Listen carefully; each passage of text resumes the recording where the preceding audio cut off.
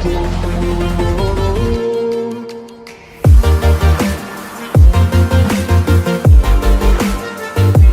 Student, स्वागत है आपका एक नए लेसन में। मेरा नाम है प्रशांत और आप देख रहे हैं शिक्षा ट्यूब। तो पिछले लेसन में हमने बात की थी about Fleming's right hand rule and about electromagnetic induction, और इस लेसन में हम बात करने वाले हैं about an electric generator, the working and its principal.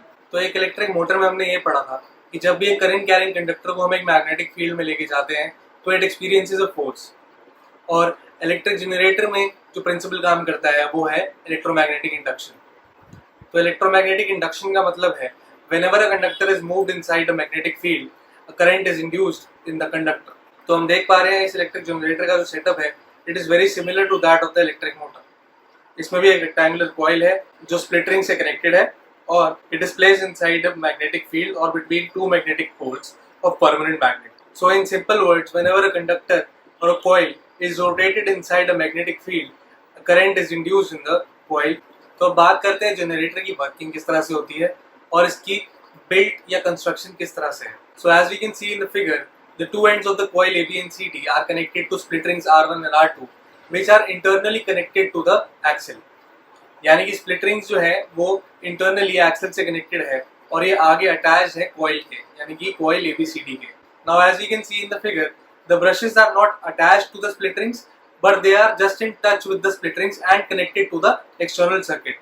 यानी कि जो ब्रशेस हैं वो एक्सटर्नल सर्किट से कनेक्टेड है and also they are in touch with the split rings but they are not attached to it, so when the split ring moves the brushes will not move। So now as we know that we have to rotate the coil inside the magnetic field, so now to rotate the coil we will rotate the axle and as a result the coil will also rotate। यानी कि जब हम Excel को rotate करेंगे externally तो coil जो है वो भी रोटेट करेगी। Now we have to understand that we have to move the coil in such a way that arm AB जो है it moves upwards and arm CD जो है इट मूव्स डाउनवर्ड्स।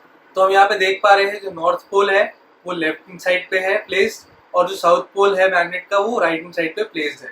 तो हम कह सकते हैं the magnetic field is from north to south. And now if we apply the Fleming's right hand rule on arm AB and CD individually, then we can find the direction of the current induced in the arm AB and CD। तो सबसे पहले बात करते हैं arm AB की। तो first case में first half rotation में आर्म AB जो है वो अपवर्ड्स मूव कर रही है, तो जब राइट हैंड रूल हम यूज करेंगे तो thumb will point upwards and जो मैग्नेटिक फील्ड होगी यानी कि जो हमारी इंडेक्स फिंगर जो पॉइंट करेंगे हम वो लेफ्ट टू राइट करेंगे इस तरह से।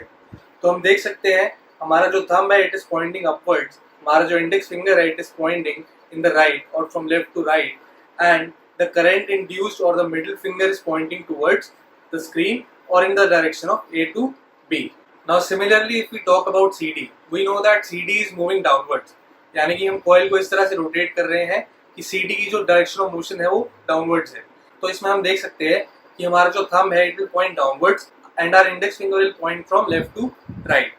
So in this case the current induced will be from C to D। तो हम कह सकते हैं ओवरऑल जो करंट कॉइल में होगा उसकी डायरेक्शन होगी क्लॉकवाइज।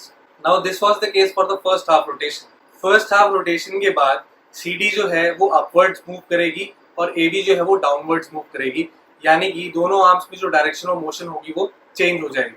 तो अगर हम AB की बात करें तो AB में डायरेक्शन ऑफ मोशन होगी डाउनवर्ड्स और magnetic field is from left to right. तो हम देख सकते हैं AB में जो करंट फ्लो होगा वो होगा फ्रॉम B टू A। और अगर हम बात करें CD की तो CD में हम जैसे देख सकते हैं it will move upwards, so the thumb will point upwards and the direction of magnetic field will be from left to right. That means our index finger will point in the direction this like this, so the direction of current will be from D to C। So we can say overall जो current है loop में वो travel कर रहा है DCBA में। तो हम कह सकते हैं जो ओवरऑल करंट होगा लूप में वो होगा एंटी क्लॉकवाइज। अभी तक हमने बात की जो रेक्टेंगुलर कॉइल में करंट होगा वो केस 1 में क्लॉकवाइज होगा, यानी कि जब आर्म AB ऊपर की तरफ मूव करेगी और आर्म CD डाउनवर्ड्स मूव करेगी तो करंट जो होगा लूप में वो क्लॉकवाइज होगा।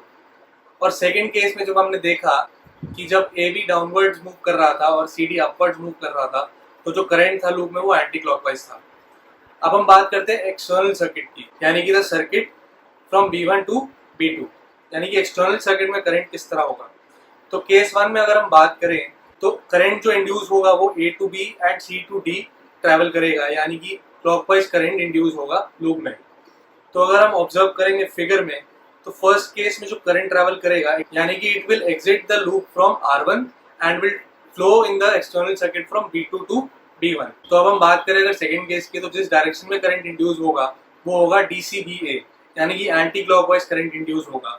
और अगर हम ऑब्जर्व करेंगे फिगर में, तो हम कह सकते हैं the current will exit the loop from R1 and will flow from B1 to B2 in the external circuit. यानी कि केस 1 में एक्सटर्नल सर्किट में B2 टू B1 था करंट का फ्लो एक्सटर्नल सर्किट में, और केस 2 में जो करंट का फ्लो था वो था फ्रॉम B1 टू B2। यानी कि there is a change of direction of current in the external circuit also. So this is what happens when split rings are not used. But here we can see if the split rings are not used, then after every half rotation the direction of current in the external circuit will change. यानी कि in the first case it will be from B2 to B1 when the current was clockwise in the loop, and in the second case when the current was anti-clockwise it will travel from B1 to B2. So in this case we say this is an alternating current because at equal time intervals, यानी कि equal time intervals पे जो current की direction है external circuit में वो change हो रही है।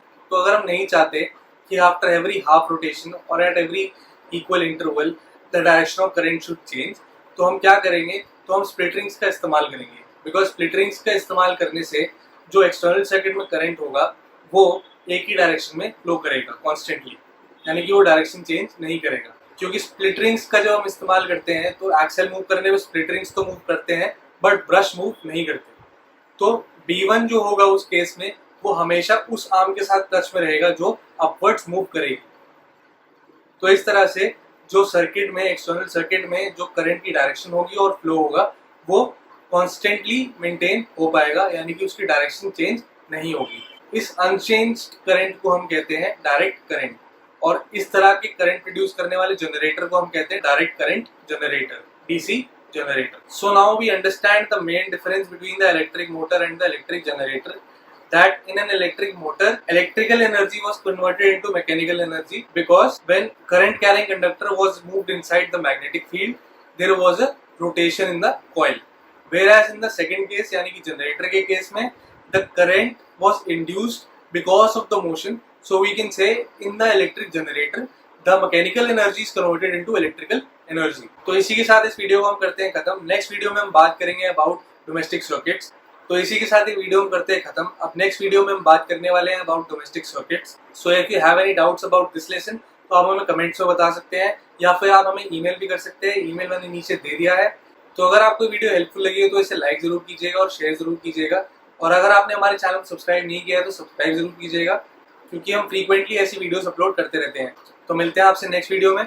Thanks for watching and keep watching.